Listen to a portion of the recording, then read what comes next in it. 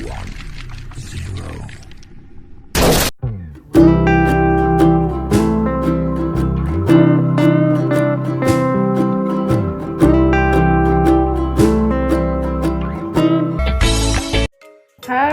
assalamualaikum warahmatullahi wabarakatuh. Selamat pagi, apa kabar ayah bunda? Semoga senantiasa dalam keadaan sehat selalu ya.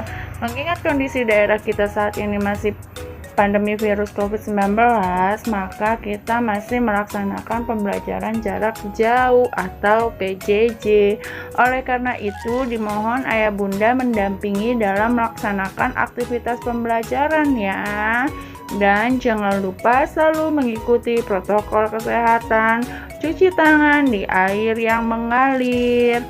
Nah, sebelum kita mulai, ayo kita siapkan dulu yuk buku tulisnya dan buku pelajarannya.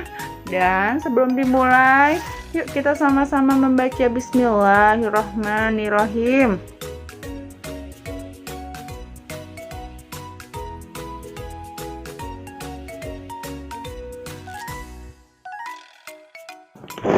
Mengapa orang harus bekerja? Nah, apa nih manfaatnya yang diperoleh dari pekerjaan itu? Yuk kita simak yuk pembelajaran kali ini. Tiap orang memiliki tujuan saat bekerja. Banyak yang memiliki tujuan mulia saat memilih suatu pekerjaan. Nah, pernahkah kamu bertemu dengan seorang yang bekerja untuk kepentingan orang lain? Kamu akan belajar nih tentang hal ini. Nah, kita baca cerita sama-sama ya. Pak Weli adalah kepala sekolah dasar Cemara di pelosok Kabupaten Grobogan, Jawa Tengah. Beliau lahir di Labuha, Maluku Utara. Di sekolah ini muridnya juga berasal dari berbagai daerah. Pak Weli senang melihat murid-muridnya dapat belajar dan bermain bersama tanpa mempersoalkan asal-usul. Semua unik baik sifat maupun kecerdasan. Nah, Sudin adalah penduduk asli Grobogan. Ialah seorang anak yang suka membaca, percaya diri, dan pandai berpidato. Pak Weli ingin Sudin memperoleh pengalaman berharga melalui lomba pidato yang sebentar lagi akan diadakan di tingkat nasional. Sambil berpikir bagaimana memperoleh dana, Pak Weli mendaftarkan Sudin sebagai peserta lomba. Ia melatih Sudin setiap hari. Semakin dekat ke hari lomba, Pak Weli risau. Andai saja gajinya cukup untuk mendanai Sudin ke kota, pikirnya. Hingga suatu sore terlintas ide di benaknya. Di pandangannya, kebun pisang di belakang sekolah. Hampir semua pohon sudah berbuah dan siap panen. Esok paginya, ia mengumpulkan guru, penjaga sekolah, serta murid kelas 4, 5, dan 6. Mereka bergotong royong memanen pisang. Kemudian pada hari Senin pagi, ia mengundang pejabat setempat untuk hadir pada upacara bendera. Bapak Lurah, Kepala Dinas Pendidikan, serta Ketua RW dan Ketua RT dimintanya datang. Apa yang direncanakan Pak Weli ya? Rupa-rupanya Pak Weli ingin menyelenggarakan lelang pisang di sekolah. Murid kelas 4, 5, dan 6 sudah dilatihnya untuk menjadi petugas lelang. Nah, siapa nih ya calon pembelinya? Para bapak dan ibu pejabat daerah yang diundangnya.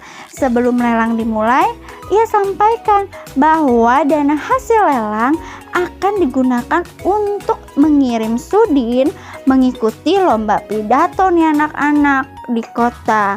Para pejabat kagum dan terharu menyaksikan usaha Pak Weli, sang kepala sekolah dari timur negeri. Nah, tekad serta usaha mendukung kemajuan muridnya sungguh menyentuh hati anak-anak. Dalam sekejap pisang habis dilelang. Dana yang terkumpul lebih dari cukup nih untuk memberangkatkan Sudin, didampingi oleh Pak Seto, guru kelasnya. Sudin pun berangkat ke kota. Sudin berhasil mempersembahkan piala juara pertama lomba pidato untuk sekolahnya. Dan tak sia-sia usaha Pak Welly dan seluruh warga sekolah. Nah, begitu nih anak ceritanya. Nah, kita jawab yuk pertanyaan berikut.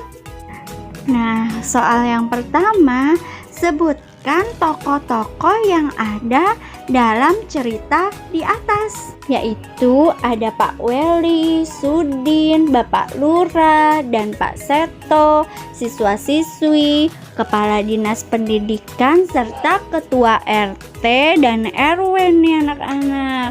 Nah, untuk soal 2, 3, 4, 5 kamu bisa kerjakan bersama orang tuamu di rumah ya.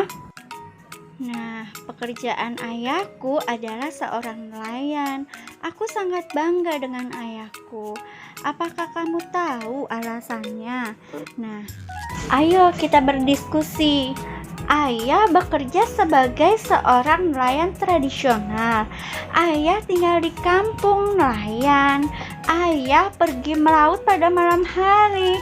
Ayah membawa sampan dan jaring untuk pergi berlayar. Saat berlayar, ayah harus menghadapi ombak dan badai di laut. Karena ayah menggunakan sampan, ayah tidak dapat pergi melaut terlalu jauh. Tangkapan ikan ayah kadang banyak, kadang juga sedikit. Semua bergantung pada cuaca. Sampan ayah tidak bermesin. Ayah tidak perlu membeli bahan bakar. Aku mendengar sekarang ada nelayan yang modern.